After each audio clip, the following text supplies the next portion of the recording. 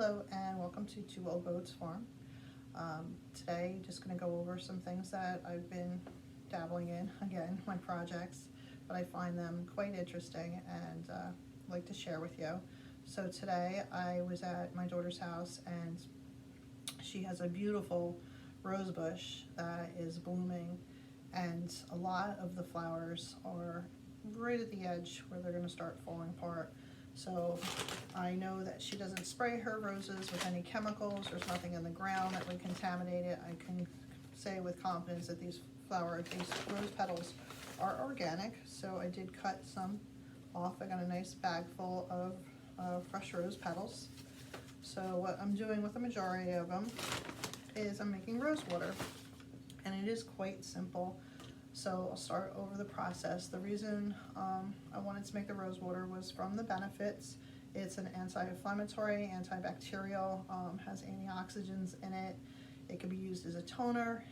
You can spray it on your face after applying your makeup to set your makeup. You can spritz your face with it if you have sun exposure. It'll tone down the redness in your skin and give you some relief on that. So there's a whole bunch of things that you can do with rose water. So what I started with was the petals. I took them off of the flower and washed them, made sure there was no other contaminants in there, no leaves or anything like that. And then I took my bottom of my double boiler, and inside there is a glass container. So that goes in the center, rose petals around that, and then fill it with distilled water. You don't want to go above the rim of the glass container. You want to be able to keep that, I guess, where it's only collecting the steam itself. So this is called distilling, this process.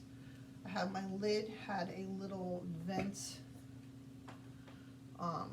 there, so what I did was I just stuck some foil in there and kind of sealed it up like chewing gum.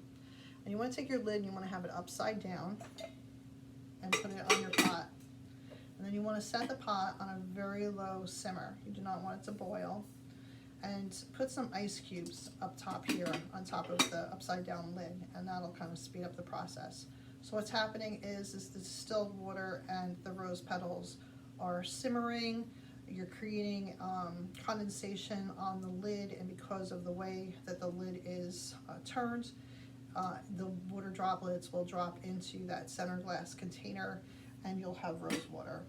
So it takes about 25 minutes. You want to do it until the color of the petal is gone. If you'd like, I have some pictures on my story that'll give you a little idea of the process.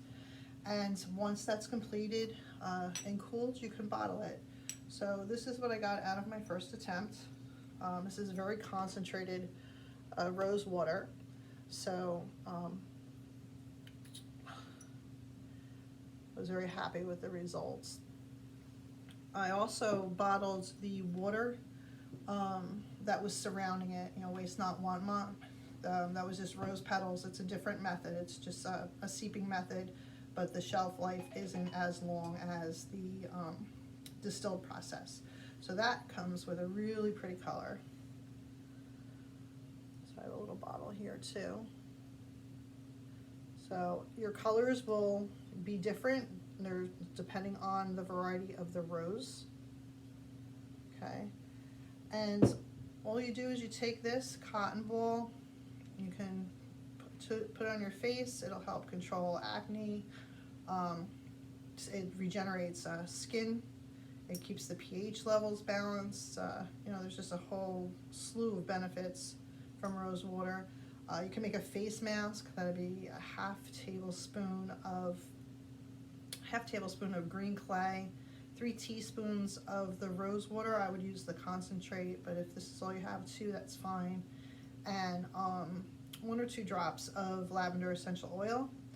Mix that all up. That'll create one face mask for you, or you can use that as a spot treatment on acne or scars.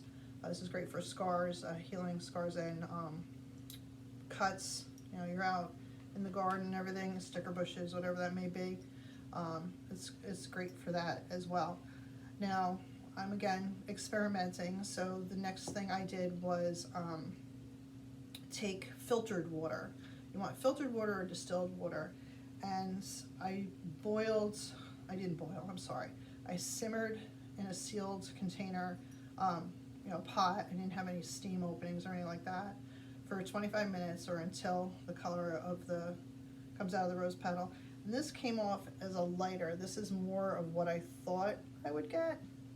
Kind of looks more rosy to me. Again, this is not as concentrated, but it's still as good, if not better, than what you can buy in the store. There's nothing else added to it. If I wanted to use this as a toner, I would take 1 part rose water, 1 part witch hazel, non-alcoholic witch hazel, and then you can use that as an astringent toner, or just it plain. So out of everything I did, which was like a lunch baggie full of rose petals, well, roses that I took the petals off of, about 45 minutes of my time, I have all of this, and this. So you think of how much cost effective it is to be able to do this for yourself, and how much better it is for you, because there's not any added chemicals. So it would just maybe a purchase of the glass containers and the distilled water. If you have a reliable source, that would be great. The other thing I'm doing is I had made a video of the chives the other day, so I just want to give you a little update. This is my chive vinegar. The vinegar has been sitting in a cool, dark place. I brought it up just to show you. It's turning a really pretty color, and very appeasing. It's the eyes plus the flavor. I'm going to have an onion vinegar once I strain this out, after it's done, about 2-3 weeks. So that's very nice to have over your summer salads. The finishing salts are done. That was 1 zest of 1 large lemon, the chive blossom flowers, and sea salts. Dried that out, and I might get some glass, like little tubes, fill that up with this, and that would be really nice in a gift basket. Use that as well as a finishing salt. That's just in an airtight container in the cabinet, so that'll be good for any project or culinary thing I decide to put it on.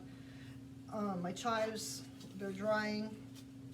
I've been just walking past, giving it a good toss, picking out anything that I don't like, and I just got the dehydrator yesterday, so I'll finish these off in the dehydrator, airtight container, and I'll have chives for days. So that's a little bit about culinary and the toner. The other thing that I've been doing is foraging. I had a couple classes at the Cherry Grove Farms, and just learning. It's very interesting. Went on a walk the other day, and I found wild roses. So I don't know if you can see there, but I'm in the process of drying them out. Can use these for teas and what have you, but just grabbed that as I was walking and finding useful things to do with it. The other thing is pine. There's a lot of health benefits to pine. It's antifungal, antibacterial. These are pine pollen. This I'm making a tincture out of. They're in vodka right now, a cool, dry place. But pine pollen, you'll curse that out when it's all over your car. Eventually all of this will float to the bottom and the tincture will be above it. But pine pollen is good for prostate health, and actually has testosterone. So that's just an interesting thing that I'm researching. These are pine needles. These pine needles are in vinegar. They'll sit for 2 to 3 weeks in a cool, dry place. Then I'll strain it. This is a great hair rinse. So 1 tablespoon to 8 ounces of water, and instead of using a conditioner, I would use this as a hair rinse. Because of the antifungal, antibacterial properties of pine, it's a great thing for, my dog's in the background, for hair growth and to control dandruff, so we'll give that a shot. So just a couple things that are, you know, happening with me and my projects. I did collect some spruce tips.